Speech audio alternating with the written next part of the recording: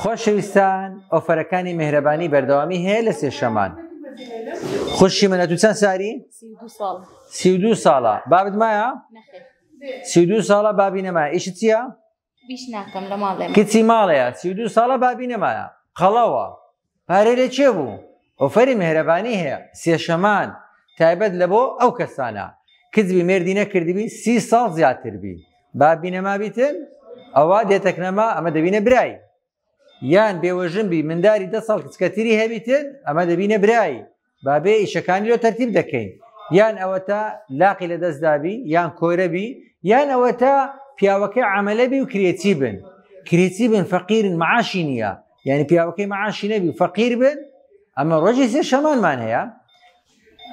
ئۆفەری میهرەبانی لە بۆ بڕینی گەدەی خۆشەویستان تاوەکو یەکی دووش عملیاتی بڕینی گەدە دەکەن لە یەکی دووی ڕای دەگرین لەبەر حرمەت و ڕێزی مانجی ڕەمەزانێکە دەرێن اللهم بلغنا ڕەمەضان هەتا پاش جێژنەی عملیاتی لە بۆ کەس ناکەین لە یەکی دوو ڕادەوەستین ئەتاوەکو دوای جەژن ئەو دوای جەژن دەست پێ دەکەنەوە لە بۆ بڕینی مەعیدەکان میهرەبانی بەردەوامە بە ئۆفەرە زۆر عەجیبەکانی لەگەرمان بن.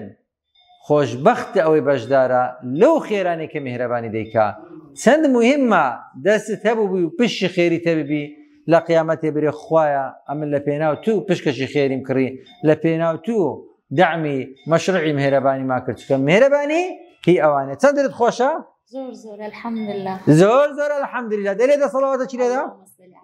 اللهم صل على سيدنا محمد. ئەمە دەبینە گۆپاری اختیارەکان دەبینە برای گەنجەکان ئەوانەی کە پارەیان نییە لە خزمەتدا بەردەوامین.